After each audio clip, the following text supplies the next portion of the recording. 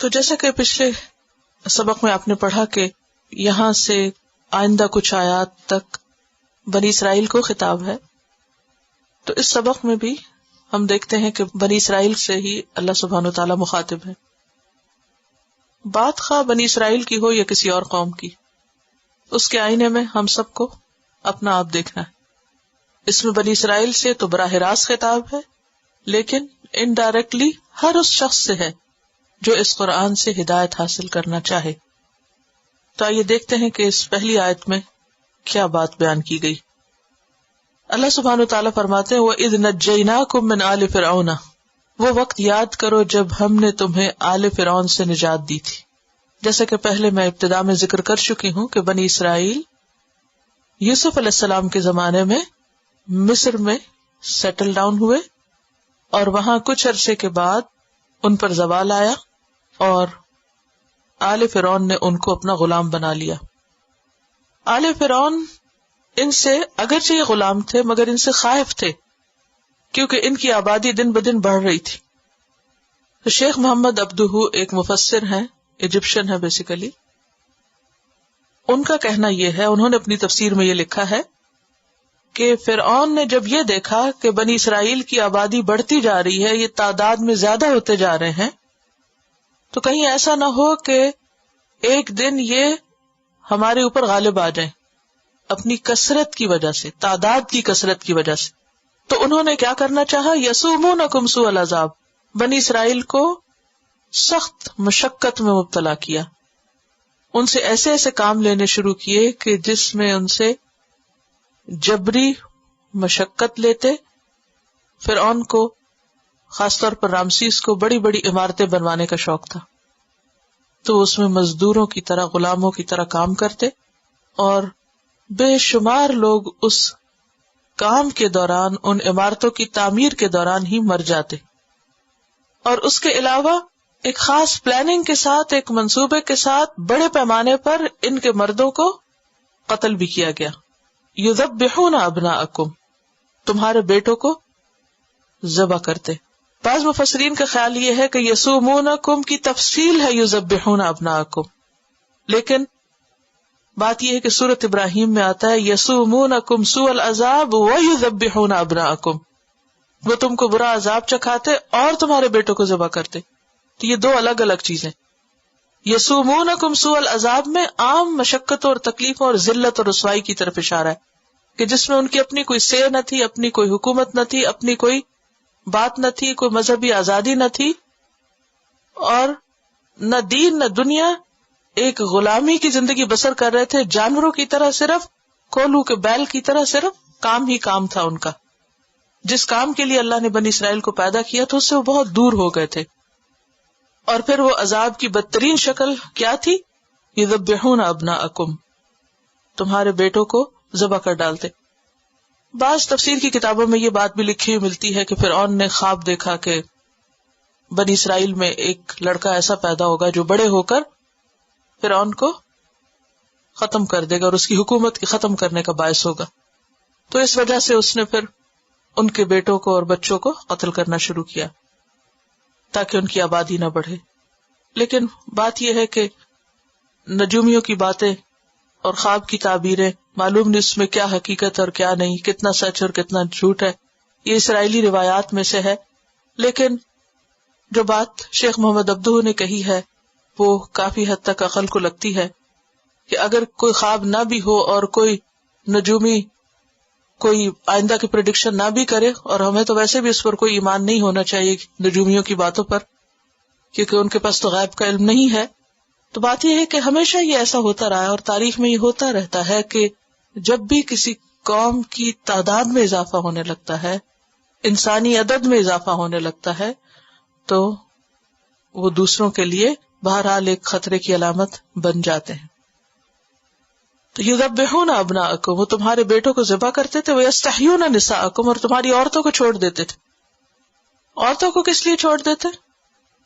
کیونکہ عورتیں مردوں کے بغیر اپنا دفاع نہیں کر سکتی، وہ مردوں کی مدد کے بغیر خود سے کچھ بہت بڑا کام نہیں کر سکتی. لہذا فرعون کو بنی اسرائیل کی عورتوں سے سروکار نہ تھا. اور ویسے بھی ان کے ہاں ٹرینڈ یہ تھا کہ وہ ان کی عورتوں کو لونڈیاں بنا لیتے تھے، اور ان سے پھر کون سی نسل جنم لیتی؟ فرعون کی نسل، آل فرعون ہی میں اضافہ ہو رہا تھا.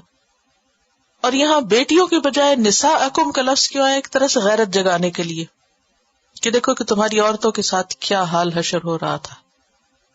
وفی ذالکم، اور اس میں بلاء، آزمائش تھی، امتحان تھا، لیکن کس کی طرف سے تھا؟ من ربکم، تمہارے رب ہی کی طرف سے، عظیم، چھوٹا نہیں، بہت بڑا امتحان تھا.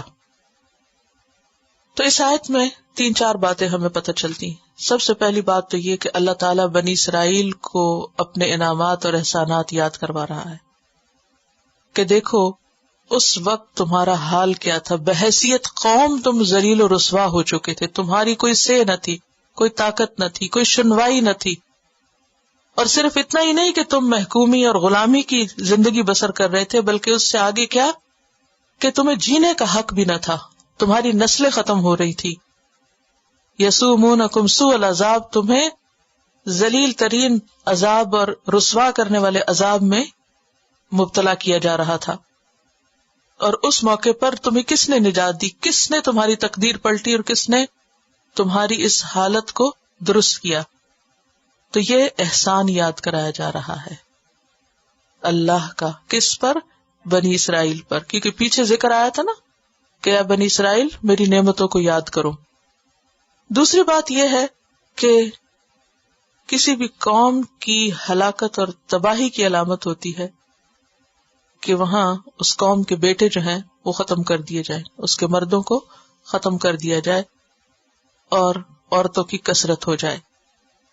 تیسری بات یہ پتہ چلتی ہے کہ آزمائش بہرحال رب ہی کی طرف سے ہوتی ہے، چاہے آزمائش چھوٹی ہو یا بڑی ہو، اللہ کے اذن کے بغیر نہیں آتی. اس آیت کو سامنے رکھ کر آج امت مسلمہ کا حال دیکھیں، یہ ساری چیزیں آپ کو نظر آئیں گی، سوء العذاب بھی، ذبح ابنا بھی، اور بلائے عظیم بھی. عام طور پر مسلمانوں کا حال یہ ہے کہ وہ اپنے اوپر آنے والی مصیبتوں اور تکلیفوں کو کیا قرار دیتے ہیں؟ غیروں کی سازش، فلاں کی وجہ سے، فلاں کی وجہ سے، لیکن وہ بھول جاتے ہیں کہ دراصل یہ امتحان اللہ ہی کی طرف سے ہے. اللہ بندوں کو کیوں آزماتا ہے؟ اس کی کئی ایک وجوہات ہوتی ہیں. انسانوں کی انڈیویجول لائف میں، انفرادی زندگی میں بھی امتحان آتے ہیں، اور اس کے ساتھ ساتھ قوموں پر بھی امتحان آتے ہیں، بحیثیت امت بھی امتحان ہوتے ہیں.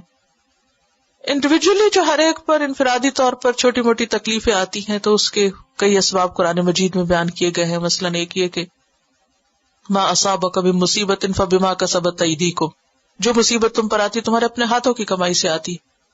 مثلاً اگر آپ کے پیٹ میں درد ہے تو آپ کو پتہ چلتا ہے کہ ہاں میں نے کچھ غلط کھایا تھا، تو بما کسبت ایدیکم، تمہارے ہاتھ نے غلط کیا، اٹھائی غلط چیز منہ میں ڈالا اور اس سے تمہیں تکلیف شروع ہوئی. اسی طرح اور بھی بہت ساری چیزیں انسان کے اپنے غلطیوں اور گناہوں کی وجہ سے انسانوں پر آتی. لیکن اس کے علاوہ جو ایک بڑی وجہ ہے غلطیوں کی، وہ کیا ہوتی ہے؟ اللہ کی نافرمانی. اللہ کی نافرمانی جب کوئی قوم کرتی ہے یا کوئی شخص کرتا ہے تو آخرت کی سزا سے پہلے اللہ تعالیٰ دنیا میں بھی انسان کو کسی نہ کسی طرح تکلیف میں مبتلا کرتے ہیں تاکہ وہ پلٹ آئیں. اور تیسری وجہ ایک یہ ہوتی ہے کہ اللہ تعالیٰ کسی شخص کے درجات کی بلندی کے لیے یا اس سے کوئی بڑا کام لینے کے لیے اسے امتحان میں ڈالتا ہے، تاکہ بڑے خطرات کو فیس کرنے سے پہلے وہ چھوٹی چھوٹی تکلیفوں سے گزر کر امتحان پاس کرتا جائے تاکہ ایک بڑے چیلنج کا مقابلہ کر سکے. آپ نے دیکھو کہ جن لوگوں کی زندگی میں کوئی چیلنج نہیں ہوتا، کوئی مشکل نہیں ہوتی، کوئی تکلیف نہیں ہوتی، وہ عام طور پر سست مزاج ہو جاتے ہیں، عیش و عشرت پسند ہو جاتے ہیں، اور پھر وہ کچھ نہیں کرتے اور کچھ کیے بغیر دنیا سے رخصت ہو جاتے. لیکن جن لوگوں کی زندگی میں مشقتیں ہوتی ہیں، آزمائشیں ہوتی ہیں، تکلیفیں ہوتی ہیں اور امتحان ہوتے ہیں، اور وہ ان میں صبر کے ساتھ آگے بڑھتے چلے جائیں تو اللہ سبحانہ وتعالیٰ ان کو پھر دنیا میں بھی بڑے مقام سے نوازتا ہے. اور اس کیٹیگری میں انبیاء اور بڑے بڑے اللہ کے پیارے لوگ آتے ہیں. حدیث میں آتا ہے کہ سب سے بڑی آزمائش پیغمبروں پہ آتی، پھر اس سے جو قریب تر ہوں. تو یہاں پر بنی اسرائیل جو کہ اللہ تعالیٰ نے ان سے ایک کام لینا تھا، ان کو چنا تھا تو ان کو آزمائش میں ڈالا تاکہ وہ ہوش میں آئے کہ وہ کس کی اولاد ہے، کس کام کو اٹھائے گئے اور وہ کس چیز کو بھول کر کہاں پہنچ گئے اور اب ان کا حال کیا ہے، تاکہ وہ پلٹے لوٹیں۔ تو ہمارے لیے بھی سبق کیا ہے کہ اگر اس وقت امت مسلمہ پر بحیثیت مجموعی مشکلات ہیں، یا ہم یہ کہتے ہیں کہ فلاں جگہ بھی یہ مصیبت آئی ہوئی اور اس جگہ یہ تکلیف اور اس جگہ یہ سب کیا ہے، دراصل اللہ کی طرف سے ہی ہے اور اللہ کے اذن سے ہے، من ربکم ہے، خواہ وہ عظیم ہے یا پھر وہ اس سے کم درجے کی ہے۔ کیوں؟ تاکہ سوئے ہوئے لوگ جاگیں اور اپنی شناخت کریں، پہچانیں، اپنے آپ کو جانیں اور وہ کام کریں جس کے لیے اللہ نے انہیں بھیجا تھا۔ پھر آیت 50 میں فرمایا وَإِذْ فَرَقْنَا بِكُمُ الْبَحْرَ، اور جب ہم نے تمہارے لیے سمندر پھاڑ دیا۔ یہاں ایک خاص واقعے کی طرف اشارہ ہے۔ اللہ سبحانہ وتعالیٰ نے موسیٰ علیہ السلام کو بھیجا تاکہ بنی اسرائیل کو فرعون کے ظلم سے نجات دلائیں۔ تو جب اللہ کا حکم آیا تو موسیٰ علیہ السلام ساری بنی اسرائیل کو لے کر فلسطین کی طرف جانے لگے۔ آگے پہنچے تو دریا تھا یا سمندر تھا۔ باہر کا لفظ دریا سمندر دونوں کے لیے استعمال ہوتا ہے۔ اس کا پوری تفصیل جو ہے وہ سورۃ الشعراء میں آتی ہے، اور وہاں پر جب موسیٰ علیہ السلام اپنی قوم کو لے کر قریب پہنچے تو آگے دریا اور پیچھے آل فرعون تھی، تو بہت پریشان ہوئے اور کہنے لگے کہ تو ہمیں یہاں لے آیا ہے تاکہ ہم ہلاک ہو جائیں اور دشمن ہمیں آ کے پکڑ لے۔ تو اس وقت موسیٰ علیہ السلام نے کہا تھا کلا، ہرگز نہیں، ان معی ربی سیہدینی، میرے ساتھ میرا رب ہے، وہ مجھے راہ دکھائے گا۔ بہرحال اللہ تعالیٰ نے موسیٰ علیہ السلام کو حکم دیا کہ اپنا عصا مارو پانی پر۔ انہوں نے جب مارا تو پانی دو حصوں میں بٹ گیا، فرقنا بکم البحر، اور بیچ میں سے بڑی سڑک نکل آئی اور دونوں طرف کا پانی بڑے پہاڑوں کی طرح دونوں سائڈوں پر ہو گئے، جیسے آپ کسی پہاڑی رستے سے گزرے ہوں، بالکل اسی طرح وہ سمندر کے بیچوں بیچ میں سے گزرے۔ فرقنا بکم، تمہارے لیے ہم نے سمندر پھاڑ دی، کوئی معمولی سی بات نہیں۔ فانجیناکم، پھر ہم نے تم کو نجات دے دی، بچا لیا، نکال لیا تم کو وہاں سے۔ واغرقنا آل فرعون، فرعون کی آل کو وہاں غرق کر دیا کیونکہ وہ پیچھے آ گئے تھے بنی اسرائیل کو فالو کرتے ہوئے۔ اور جب وہ غرق ہوا تو انتم تنظرون، تم دیکھ رہے تھے، تمہارے سامنے یہ سب کچھ ہوا۔ تو اس سے بھی کیا پتہ چلتا ہے؟ نمبر 1 کہ اللہ تعالیٰ جب کسی کو مصیبت سے نکالنا چاہتا ہے تو وہ ایسے ایسے اسباب پیدا کرتا ہے کہ جو عام انسانی عقل میں بھی نہیں آتے۔ یہ بالکل عقل کے خلاف ہے بات، کیا کہ سمندر پھٹ جائے اور اس میں رستہ، اس پہ سڑک بن جائے۔ ایک سڑک بنانے کے لیے کتنا پیسہ چاہیے ہوتا ہے اور کتنے لوگ لگتے ہیں اور کتنی پلاننگ کرنی پڑتی ہے جب کوئی ہائی وے بنتا ہے۔ لیکن کہا یہ کہ ایک عصا کی ضرب سے ایک پورا راستہ بن جائے، اور یہ کس نے کیا؟ وہ دراصل عصا نہیں تھا، وہ اللہ کا حکم تھا، اذن تھا۔ تو جب اللہ کچھ کرنا چاہتا ہے، اذا اراد شیئا ان یقول له کن فیکون، تو وہ ہو جاتا ہے۔ تو اس میں اللہ کی قدرت سمجھ میں آتی۔ دوسری بات یہ فانجیناکم، ہم نے تم کو نجات دی۔ اس سے پتہ چلتا ہے کہ مصیبت سے صرف اللہ نکالتا ہے۔ تو پھر کیا کرنا چاہیے مصیبت کے وقت؟ اللہ کی طرف رجوع کرنا چاہیے، نہ کہ انسانوں کی طرف کہ اچھا فلاں ہماری مدد کر دے اور فلاں ہمیں ہمارے کام آ جائے۔ آج امت مسلمہ کا حال کیا ہے؟ اللہ سے زیادہ ان کی نظر کس کی طرف ہے؟ کس کو دیکھتے ہیں؟ انسانوں کو دیکھتے ہیں۔ ہم اپنی ذاتی زندگی میں بھی کوئی تکلیف آتی ہے تو دائیں بائیں انسانوں کو دیکھنے لگتے ہیں، کسی قومی زندگی میں، کوئی اجتماعی زندگی میں تکلیف آتی ہے تو اور بڑے بڑے انسانوں کو دیکھنے لگتے ہیں، اور جو اصل بڑا ہے اس کو بھول جاتے ہیں۔ تو کیا یاد رکھنے کی ضرورت ہے؟ ہمارے لیے اس میں سبق کیا ہے؟ انجیناکم، نجات اللہ دیتا ہے، مصیبت کے وقت اللہ کی طرف جانا چاہیے۔ وَأَغْرَقْنَا آلَ فِرْعَوْنَ وَأَنْتُمْ تَنظُرُونَ۔ اور پھر آپ دیکھیے کہ یہ صرف بنی اسرائیل کے ساتھ نہیں ہوتا، صحابہ کرام کے ساتھ بھی ایسے واقعات پیش آئے کہ جب دشمن کا مقابلہ کرتے ہوئے ان کے راستے میں سمندر حائل ہوئے تو انہوں نے اپنے گھوڑے دوڑا دیے۔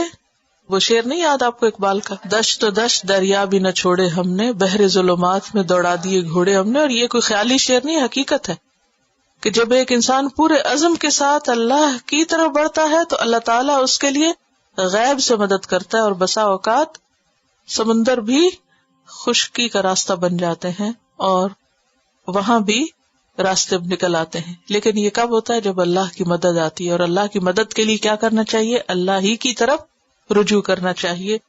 یہ نہیں کہ حرم پاک کو چھوڑ کر کسی کی قبر پہ جائے انسان. وَأَغْرَقْنَا آلَ فِرْعَوْنَ، اور غرق کر دیا ہم نے آل فرعون کو. وَأَنْتُمْ تَنظُرُونَ، اور تم دیکھ رہے تھے سامنے تمہارے. اس میں بھی ایک بڑی بات ہے کہ انسان بسا اوقات سنتا ہے کہ اس کا دشمن ختم ہو گیا، اور بعض اوقات اپنی آنکھوں کے سامنے ختم ہوتے ہوئے دیکھتا ہے. ان دونوں چیزوں میں فرق ہے نا. تو خاص طور پر جو مینشن کیا نا، وہ انتم تنظرون، تم اپنی نگاہوں سے آنکھوں سے دیکھ رہے تھے. جی تصدیق ہو گئی، کنفرم کر دیا. ایک اور مزے کی بات یہ ہے کہ فرعون کو اپنے دریاؤں پہ بڑا ناز تھا. قرآن مجید میں ایک جگہ آتا ہے، یا قوم الیس لی ملک مصر، اے قوم میرے لیے یہ مصر کی بادشاہت نہیں دیکھتے تم. وہذہ الانہار تجری من تحتی، اور یہ دریا جو میرے نیچے بہتے ہیں. افلا تبصرون، تم دیکھتے نہیں ہو کہ میں کتنا بڑا بادشاہ ہوں. تو اللہ نے اس کو انہی دریاؤں میں ڈبویا جن پہ انہیں بڑا ناز تھا. تو کسی انسان کو بھی دنیا میں جو نعمت ملی ہے اس پر اترانا نہیں چاہیے، فخر نہیں کرنا چاہیے، بگڑنا نہیں چاہیے. کوئی پتہ نہیں کہ وہی جگہ انسان کے لیے ہلاکت کا ذریعہ بن جائے. وَإِذْ وَعَدْنَا مُوسَىٰ 40 لَيْلَةً، اب یہ کہ قوم کو نجات ہوئی، سمندر پار ہوئے، دشمن غرق ہوا، اور اب کیا ہے؟ نئی زندگی شروع ہو رہی ہے. اور نئی زندگی کے آغاز میں تعلیم کی ضرورت ہے، اللہ کی رہنمائی کی ضرورت ہے. اس کے لیے اللہ سبحانہ وتعالیٰ نے موسیٰ علیہ السلام کو کوہ طور پر بلایا کہ آؤ اب مجھ سے کتاب لے لو. وَإِذْ وَعَدْنَا مُوسَىٰ 40 لَيْلَةً، اور بلایا 1 یا 2 دن کے لیے نہیں، 30 راتوں کے لیے بلایا تھا، پھر 10 اور بڑھا دی، 40 کر دیا ان کو. یہاں 40 کا ذکر ہے، ایک دوسری جگہ 30 کا ذکر ہے. اور 30 اور 40 سورۃ الاعراف میں وَوَعَدْنَا مُوسَىٰ 30 لَيْلَةً وَأَتْمَمْنَاهَا بِعَشْرٍ، 30 کے لیے بلایا، 10 اور بڑھا دیے. 40 کیوں؟ اس میں حکمت تھی، اور اللہ ہی بہتر جانتا ہے کہ حکمت کیا تھی. اللہ چاہتا تو 1 دن میں کتاب دے کے واپس بھیج دیتے. نبی صلی اللہ علیہ وسلم کو 23 سال میں کتاب دی گئی، موسیٰ علیہ السلام کو 40 راتوں میں، 40 دنوں میں. ثم اتخذتم العجل، موسیٰ علیہ السلام جب کوہ طور پہ پہنچے تو پیچھے بنی اسرائیل نے کیا کیا؟ بچڑے کو معبود بنا لیا. سامری بنی اسرائیل میں سے ایک شخص تھا جو سمندر پار کر کے دشمن کو آنکھوں کے سامنے غرق ہوتا دیکھ کر قوم کے ساتھ آیا تھا، اور نکلتے ہوئے ان لوگوں نے کیا کیا؟ وہاں سے زیورات اٹھا لیے. عام طور پہ ایسا ہوتا ہے نا، جو کسی پہ کوئی مصیبت آتی، خدا نخواستہ گھر چھوڑنا ہوتا ہے تو لوگ سب سے پہلے کیا کرتے؟ کرنسی زیور اٹھا کے، کیونکہ ہلکا ہوتا ہے اور اس کی ویلیو بھی زیادہ ہوتی. جن لوگوں نے انڈیا سے پاکستان میں ہجرت کی تھی ان لوگوں کو یاد ہوگا کہ وہ اپنے ساتھ گھر نہیں اٹھا کے لائے تھے بلکہ زیورات وغیرہ تھے. یہ لوگ بھی نکلتے ہوئے لگے ہاتھوں زیور اٹھا کے چلے گئے. بہرحال بات یہ کہ پھر عام زندگی میں بھی انسان زیور پر ڈپینڈ کرتا ہے کہ زیور مجھے بچا لے گا یا میرے کام مشکل میں آئے گا. اسی لیے لوگ صدقہ خیرات کرنے کے بجائے کیا کرتے ہیں؟ ذرا سے پیسے بچے سونا خرید کے رکھ لیا. خصوصاً خواتین میں عادت بہت ہوتی، یہ سوچ کے کہ یہی کام ہے، یہ نجات دے گا. حالانکہ انسان جب اللہ کے راستے میں صدقہ کرتا ہے تو کیا ہوتا ہے؟ صدقہ بلاؤں سے بچاتا ہے انسان کو. پھر انسان یہ سوچتا ہے کہ اللہ بچانے والا ہے. تم نے بچڑے کو، گائے کے بچے کو اپنا خدا بنا لیا. وہ انتم ظالمون، اور تم ظالم تھے، تمہیں نظر نہیں آ رہا تھا کہ تم کیا کر رہے ہو. اللہ کے حق میں اتنی بڑی کمی. ظلم کیا ہے؟ حق میں کمی. یعنی اللہ کا حق تھا کہ اس کی عبادت کرتے، اور وہ حق تم نے اللہ سے لے کر کس کو دے دیا؟ بچڑے کو دے دیا، گائے کے بچے کو دے دیا. تو اس سے بنی اسرائیل کی جہالت اور حماقت پتہ چلتی ہے کہ اپنے ہی ہاتھوں کی بنائی ہوئی چیز کو خدا بنا بیٹھے. سامری نے جب بچڑا بنایا تو کہنے لگا کہ ھذا الہکم، یہ ہے تمہارا الہ. الہ موسیٰ فنسیہ، موسیٰ کا الہ تو وہ بھول گیا. سورۃ طٰہٰ 88 میں آتا ہے. حالانکہ کیا تھا؟ یہ آزمائش تھی. سورۃ طٰہٰ 90 میں آتا ہے یا قوم انما فتنتم بہ، اے قوم تم اس بچڑے کی وجہ سے آزمائش میں مبتلا کیے گئے ہو. وَإِنَّ رَبَّكُمُ الرَّحْمَٰنُ، اور بے شک تمہارا رب تو رحمان ہے. فَاتَّبِعُونِی، میری پیروی کرو، اطیعوا امری، اور میری بات مانو. تو اس آیت سے کیا پتہ چلتا ہے؟ کون سی بات سمجھ میں آتی ہے؟ کہ شرک بہت بڑا ظلم ہے، اور کچھ پانے کے لیے انسان کو قربانی کرنی پڑتی. موسیٰ علیہ السلام تورات کی خاطر 40 روز اپنی قوم کو چھوڑ کر وہاں پر رہے، کوہ طور پر، آل الون، بالکل تنہا. علم کے لیے یکسوئی چاہیے ہوتی ہے. سب کام چھوڑ چھڑا کر انسان اپنے گھر سے نکلتا ہے، قربانی کرتا ہے، پھر جا کر اس کو کچھ حاصل ہوتا ہے. تو ہمارے لیے بھی اس میں کیا سبق ہے کہ سیکھنے کے لیے، کتاب پانے کے لیے کیا کرنا چاہیے؟ ایسا وقت مقرر کروا، ادنا اپوائنٹمنٹ، ایک اپوائنٹڈ ٹائم پر. کتاب تھی، کسی نے مجھے دی تو میں اس کا پری فیس پڑھ رہی تھی، تو اس میں لکھا ہوا تھا کہ آپ اس میں سے روزانہ پڑھیں، اور پڑھنے کا بہترین طریقہ یہ ہے کہ مقرر وقت پر پڑھیں، ٹائم مقرر کر کے پڑھیں. تو بات یہ ہے کہ جب تک ہم پڑھنے کے اوقات مقرر نہیں کرتے تو صحیح طور پر چیز حاصل نہیں ہوتی. ہم بہت پرٹیکولر ہیں کس میں؟ اپنے کھانے کے اوقات میں. عام طور پہ کیا کہتے ہیں کہ اچھی صحت کے لیے کیا ضروری ہے؟ کھانے کا وقت مقرر کرو. ہر وقت نہیں کھاتے رہو، کھانے کا وقت مقرر کرو، سونے کا وقت مقرر کرو. لیکن پڑھنے کا کوئی وقت نہیں. جب کل پڑھ لیں گے، پھر پڑھ لیں گے، صبح پڑھ لیں گے، شام پڑھ لیں گے، امتحان سے پہلے پڑھ لیں گے. پڑھنے کے لیے بھی وقت مقرر کرو. موسیٰ علیہ السلام اپوائنٹڈ ٹائم پہ اپوائنٹڈ جگہ پر پہنچے، ہر چیز چھوڑ کر پہنچے، یکسوئی کے ساتھ انہوں نے اللہ کی کتاب کو لیا اور پھر قوم کی طرف واپس آئے. حالانکہ اس سے پیچھے قوم بگڑ چکی تھی. بعض اوقات ایسا ہوتا ہے جب آپ گھر جاتے ہیں واپس تو کیا ہوتا ہے؟ کوئی نہ کوئی کام خراب ہوا پڑا ہوتا ہے. بہرحال پھر کیا ہوا؟ ثم عفونا عنکم، پھر ہم نے معاف کر دیا تم کو اس کے بعد. من بعد ذالک، اس کے بعد. کس کے بعد؟ یہ بچڑا معبود بنانے کا اتنا بڑا گناہ بھی اللہ نے معاف کر دیا، یعنی شرک کو معاف کر دیا. تو اس سے کیا پتہ چلتا ہے؟ اللہ تعالیٰ سارے گناہ معاف کر دیتا ہے، حتیٰ کہ اگر کوئی اپنے شرک کی بھی معافی چاہتا ہے تو جب تک وہ زندہ ہے معاف کر دیتا ہے، مر جائے تو پھر نہیں. کیونکہ ایک اور جگہ پر آتا ہے کہ اللہ سارے گناہ معاف کر دیتا ہے سوائے اس کے کہ انسان شرک کرے. لیکن چونکہ یہ انہوں نے دنیا میں ہی معافی مانگ لی تھی تو ان کی معافی ہو گئی. ہمیں بھی اپنے پچھلے سارے گناہوں کی معافی مانگنی چاہیے، اور ایک مسنون دعا بھی ہے اس بارے میں، شرک سے خاص طور پہ معافی مانگنے کے. کیونکہ بعض اوقات انسان لا علمی میں، جہالت میں شرک کر جاتا ہے، اس کو پتہ ہی نہیں ہوتا کہ وہ اللہ کے ساتھ کسی اور کو بھی شریک کر رہا ہے. وہ ہے اللہم انی اعوذ بک من ان اشرک بک شیئا وانا اعلم واعوذ بک من ان اشرک بک شیئا وانا لا اعلم. اللہ میں تجھ سے معافی چاہتا ہوں اس شرک پر جو میں نے جان بوجھ کے کیا، اور اس پر جو میں نے جان بوجھ کو پتہ ہی نہیں. کیونکہ بعض اوقات انسان لا علمی میں ایسی باتیں زبان سے نکال جاتے جو شرک کے دائرے میں آ جاتی ہیں. ثم عفونا عنکم من بعد ذلک لعلکم تشکرون، تاکہ تم شکر ادا کرو. تو انسان کو کیا کرنا چاہیے؟ توبہ کی توفیق پر بھی شکر ادا کرنا چاہیے. معافی شکر کو لازم کرتی. وَإِذْ آتَيْنَا مُوسَى الْكِتَابَ، اور جب دی ہم نے موسیٰ علیہ السلام کو کتاب، وہ سمندر پار کرنے کے بعد کوہ طور سے لے کر آئے تھے. والفرقان، اور فرقان.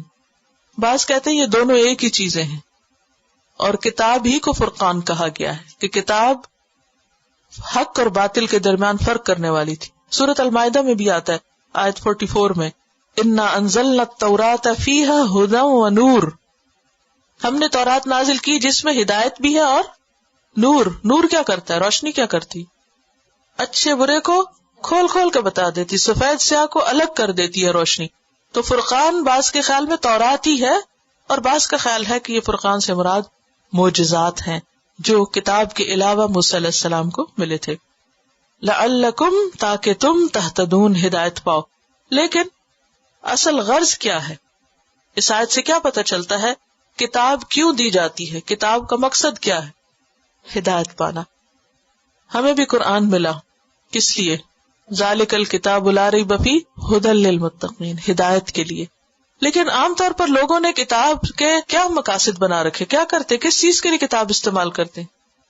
یا صرف ثواب کے کمانے کے لیے، یا جن بھوت بگانے کے لیے، یا دلہن کو اس کے نیچے سے گزارتے ہیں، یا کوئی فوت ہو جائے تو پھر ضرور پڑھتے. ایک خاتون ذکر کر رہی تھی کہ مجھے قرآن سنتے ہوئے بہت ڈر لگتا تھا، تو میں نے پوچھا کہ کیوں؟ تو کہنے لگی کہ ہمارے ہاں رواج یہ ہے کہ جب کوئی فوت ہو جاتا تو ہی قرآن پڑھا جاتا. تو انہوں نے موت سے اس کو ایسوسیٹ کر لیا کہ کوئی فوت ہوتا تو قرآن پڑھا جاتا، لہٰذا وہ جب قرآن دیکھتی پڑھتی تو ان کے دل میں خوف پیدا ہونے لگتا. اور بہت سے لوگ ویسے بھی ڈرتے رہتے ہیں قرآن مجید سے، پڑھ لیا تو معلوم نہیں کیا ہو جائے گا. بہرحال پڑھ کے انسان کو روشنی ملتی، ہدایت ملتی ہے، راستہ ملتا ہے، علم کے ساتھ ساتھ عمل کی توفیق بھی ملتی ہے. کتاب ہمیں موٹیویٹ کرتی ہے، یعنی کتاب میں صرف احکام نہیں ہے، اس سے ہمیں یہ بھی پتہ چلتا ہے کہ ہمیں کیا کیا کیسے کرنا چاہیے. وَإِذْ قَالَ مُوسَىٰ لِقَوْمِهِ، اور جب موسیٰ علیہ السلام نے اپنی قوم سے کہا. کون تھی آپ کی قوم؟ بنی اسرائیل. کیسے پکارا اپنی قوم کو؟ یا قوم، اے میری قوم. تو پیغمبر اپنی قوم کو کتنے پیار سے بلاتا ہے، اے میری قوم. تو جو تبلیغ کرنے والا ہے وہ جس کو تبلیغ کرے اسے اپنا سمجھے. جب تک آپ اس کو اپنے سے مانوس نہیں کریں گے اس وقت تک آپ اس کو بات نہیں بتا سکتے. لیکن اتنے پیار سے بلا کے ان کی غلطی بتا رہے، انکم ظلمتم انفسکم. اس کے پیار کرنے کا مطلب یہ نہیں کہ دوسرے کو اس کی غلطی نہ بتائی جائے.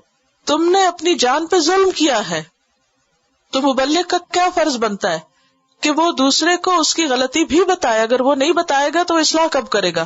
سب سے زیادہ محبت اور ہمدردی کسی سے کیا ہو سکتی ہے کہ اس کی غلطی اس کو بتائی جائے. تم نے اپنی جان پہ ظلم کیا. کیسے؟ باتخاذکم العجلہ، بوجہ بچڑے کو معبود بنانے کے، بچڑے کو خدا بنا کے ظلم کیا. ان الشرک لظلم عظیم فتوبوا الی بارئکم. تو علاج کیا ہے؟ اب کیا کرو؟ اپنے رب سے توبہ کرو. اچھا یہاں یہ نہیں کہا توبوا الی ربکم، کہا توبوا الی بارئکم. دیکھو تمہارا پیدا کرنے والا کون تھا؟ وہ جس نے تمہیں پیدا کیا تمہیں اس کی عبادت کرنی چاہیے تھی، اور جس کو تم نے خود بنا لیا بچڑے کو اس کی تم عبادت میں لگ گئے ہو، تمہاری عقل پلٹ گئی ہے. فاقتلوا انفسکم. لیکن اس بڑے گناہ کا کفارہ ایکسپیشن کیا ہے؟ اپنے آپ کو قتل کر. کچھ گناہ ایسے ہوتے ہیں جو اللہ تعالیٰ ویسے ہی معاف کر دیتے چھوٹے موٹے، کچھ گناہ ایسے ہوتے ہیں کہ جن کا کفارہ دینا پڑتا ہے. تو یہاں کیا ہے؟ اس گناہ کے، شرک کے گناہ کا کفارہ کیا؟ ایک دوسرے کو قتل کرو. انفسکم، اپنے آپ کو. اپنے آپ سے مراد یا خودکشی نہیں، اجماع امت سے یہاں خودکشی کا حکم نہیں دیا جا رہا کہ اپنے آپ کو قتل کرو یعنی خودکشی کرو، نہیں. انہیں حکم یہ دیا گیا تھا کہ ایک دوسرے کو، یعنی سب کے سب اسلحہ اٹھائے اور ایک دوسرے کو مارے. باپ بیٹے کو، بیٹا ماں کو، بچوں کو، دوستوں کو، رشتہ داروں کو. سوچیے حال کیا ہوگا. کہ آسان کام نہیں ہے. جب ایسا ہونے لگا تو موسیٰ علیہ السلام اپنے رب کے آگے فریادیں کرنے لگے، یا رب میری قوم ختم ہو جائے گی. تو اللہ تعالیٰ نے پھر یہ حکم اٹھا لیا اور ان کا اسلحہ ان سے گر پڑا. ذالکم خیر لکم عند بارئکم، یہ بہتر ہے تمہارے لیے تمہارے رب کی طرف سے، یعنی توبہ کے لیے یہ کرنا ہوگا تم. فتاب علیکم، تو وہ مہربان ہوا تم پر. دیکھیے جیسے کوئی کسی کو قتل کر دے تو اس کا کفارہ کیا ہے، آگے پڑھیں گے آپ قرآن مجید، ٹھیک ہے نا. لیکن یہاں اللہ کے حکم ہی سے قتل کرنا تھا.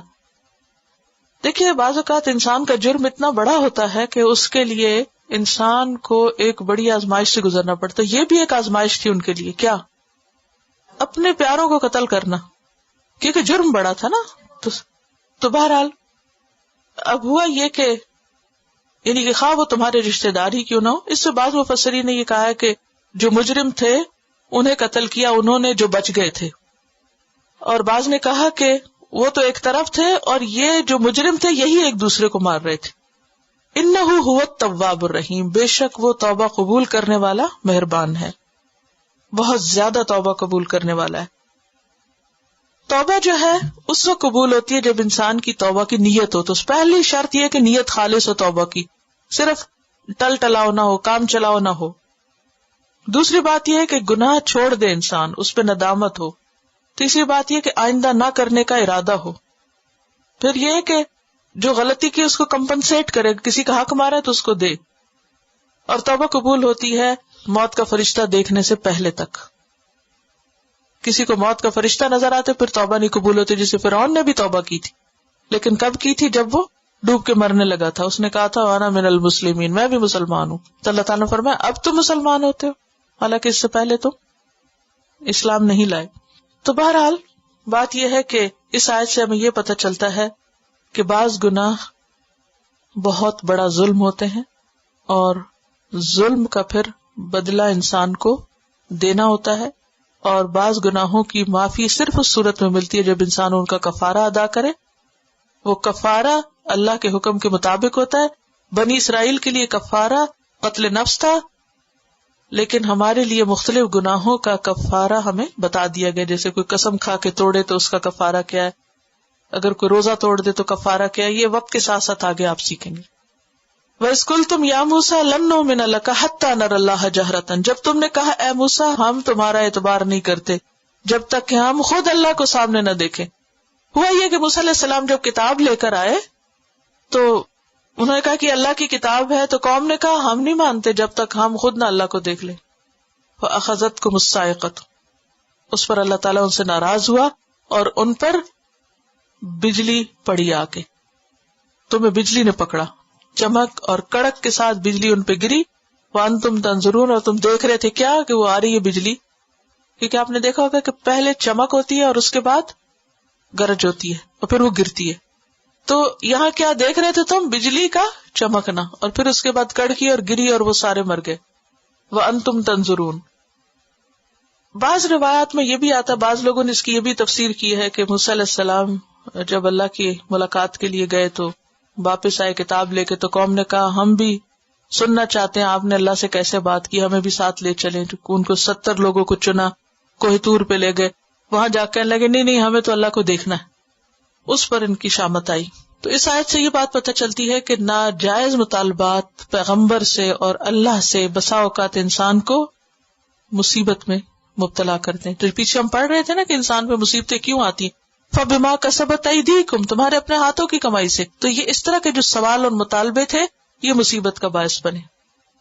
اب موسیٰ علیہ السلام بہت پریشان ہوئے کہ اے رب یہ کیا بنے گا. سورۃ الاعراف 155 میں آتا ہے اے اللہ اگر تیری یہ مشیت تھی تو آج سے پہلے مجھے بھی اور انہیں بھی ہلاک کر دیتا. کیا آج تو ان نادان لوگوں کی باتوں پر ہمیں ہلاک کرتا ہے؟ یعنی تو ہمیں نہ ہلاک کر ان کو اٹھا دے. ثم بعثناکم من بعد موتکم، یہ کتنا بڑا انعام ہے کہ ہم نے تمہارے مرنے کے بعد تم کو دوبارہ اٹھایا. لعلکم تشکرون، تاکہ تم شکر ادا کرو. یعنی لٹرلی یہ نیند نہیں تھی ان کی یا بے ہوشی نہیں تھی، وہ واقعی مر گئے تھے. موت ہی کے لیے آتا ہے، موت نیند کے لیے نہیں آتا. اور یہ سب کس لیے نعمت یاد کرائی جا رہی ہے؟ تاکہ تم شکر ادا کرو. اس سے یہ پتہ چلتا ہے کہ انسان اگر کسی ایسی بیماری یا آفت یا حادثے یا مصیبت سے نکلے تو اسے کیا کرنا چاہیے؟ شکر ادا کرنا چاہیے. وَظَلَّلْنَا عَلَيْكُمُ الْغَمَامَ، اور سایہ کیا ہم نے تم پر بادلوں کا. غمام اسم جنس ہے، ایک بادل نہیں کئی بادل، کیونکہ ایک بادلی کا سایہ نہیں ہوتا. وَأَنزَلْنَا عَلَيْكُمُ الْمَنَّ وَالسَّلْوَىٰ، اور اتارا ہم نے تم پر من اور سلوہ. من اور سلوہ غذا کے طور پر. یہ کہاں اتارا؟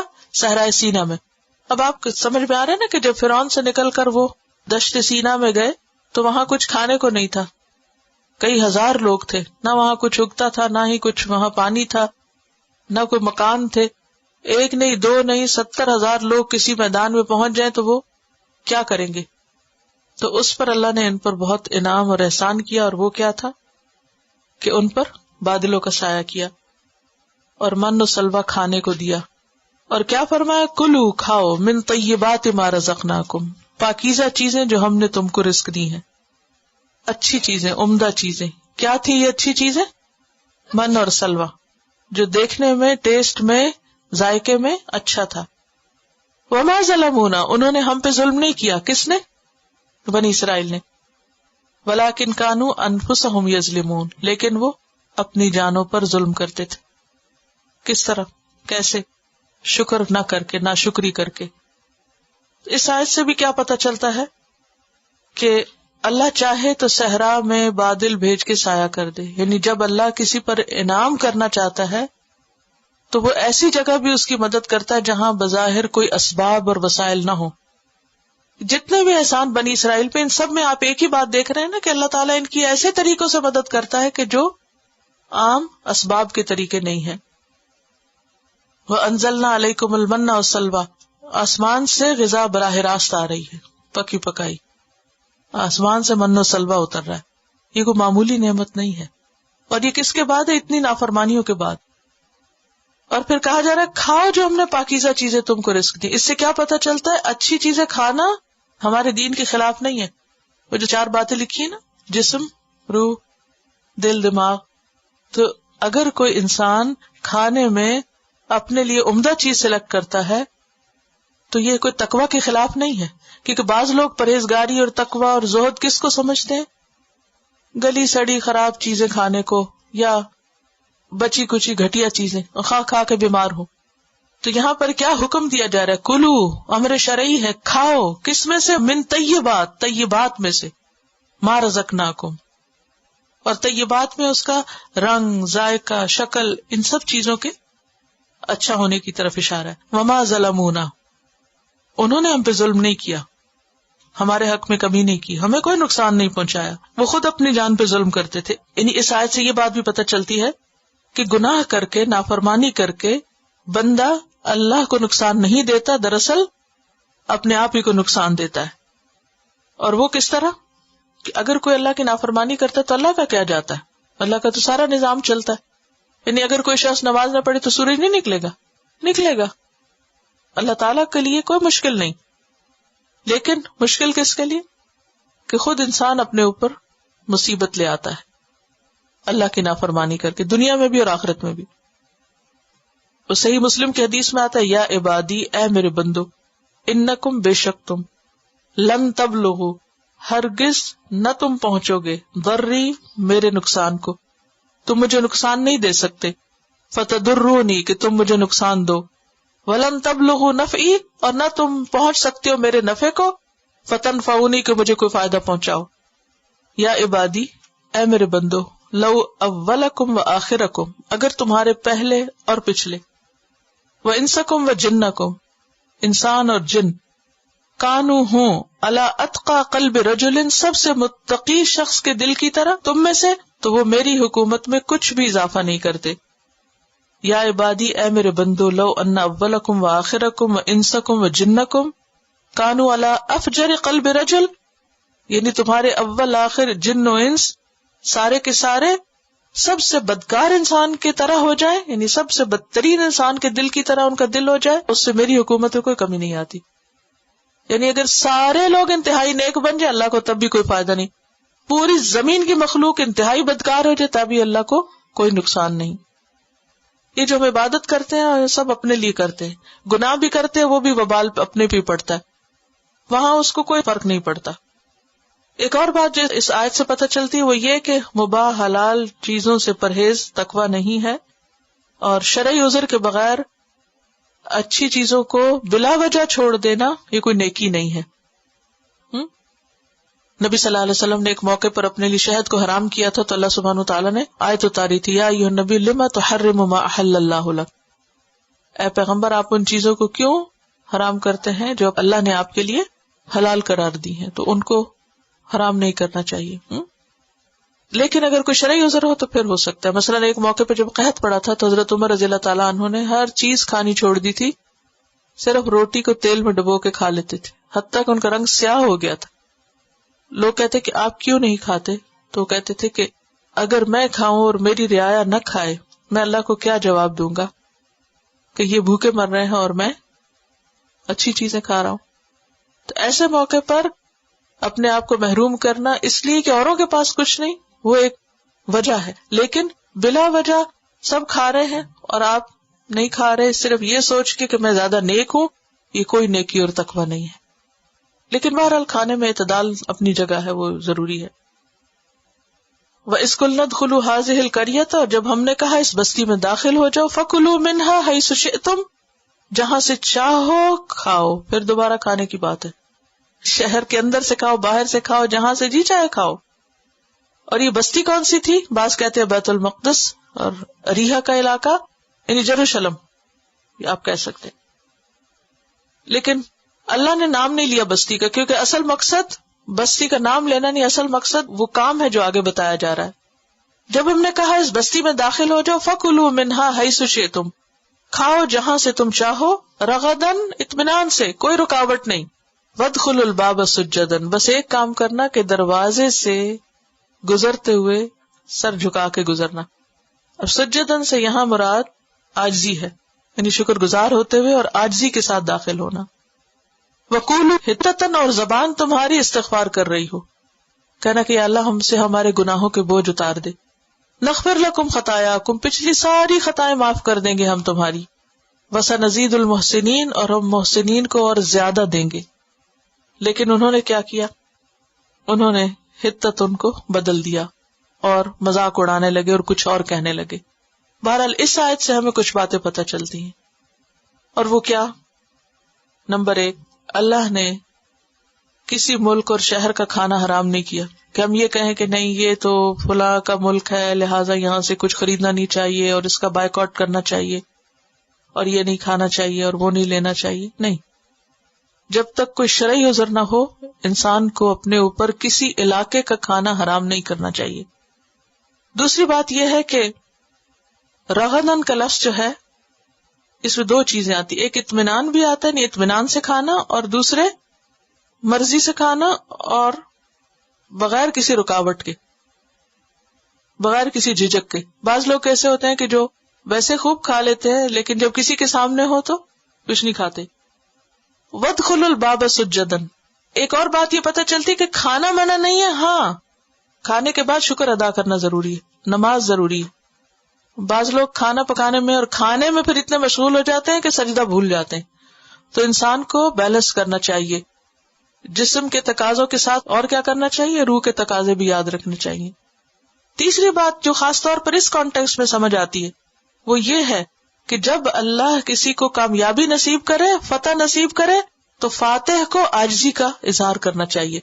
جیسے نبی صلی اللہ علیہ وسلم کا جب مشن مکمل ہو گیا تو اللہ سبحانہ وتعالیٰ نے کیا حکم دیا، اذا جاء نصر اللہ والفتح ورأیت الناس يدخلون فی دین اللہ افواجا فسبح بحمد ربک واستغفرہ. یعنی اور ایک اور بات یہ کہ کبھی انسان کو اپنی کامیابی پر یہ نہیں سوچنا چاہیے کیونکہ میں بہت نیک ہوں، بہت اچھا ہوں اس لیے مجھے یہ ملا.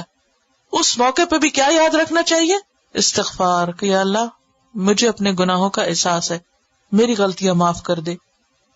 اور نغفر لکم خطایاکم، ہم تمہاری غلطیاں معاف کر دیں گے. اور صرف غلطیاں ہی نہیں معاف کریں گے، وسنزید المحسنین، جو اچھا سا کام کریں گے ان کو اس سے بھی زیادہ دیں گے اور بھی ان پہ رحمتیں کریں گے. محسن کون ہوتا ہے؟ وہ جو اللہ اور بندوں کے معاملے میں اچھا رویہ اختیار کرے. اللہ کی عبادت میں احسان کیا ہے؟ ایسے عبادت کرو گویا تم اللہ کو دیکھ رہے ہو. اور بندوں پر احسان کیا ہے؟ کہ ان کی مدد کرو خواہ وہ تمہاری مدد نہ بھی کریں. لیکن بنی اسرائیل نے کیا کیا؟ فَبَدَّلَ الَّذِينَ ظَلَمُوا قَوْلًا، ظالموں نے بات بدل ڈالی، بات میں تبدیلی کر دی، حکم بدل دیا.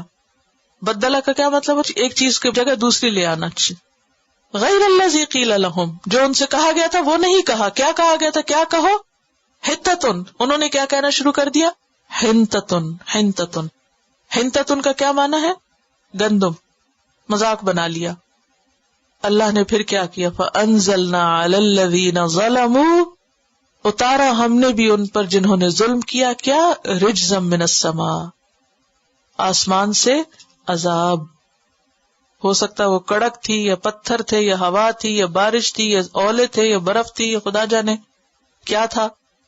بعض کہتے ہیں کہ طاعون تھا، کیونکہ حدیث میں آتا ہے، مسلم کی حدیث ہے کہ طاعون اسی رجز اور عذاب کا حصہ ہے جو تم سے پہلے بعض لوگوں پہ نازل ہوا.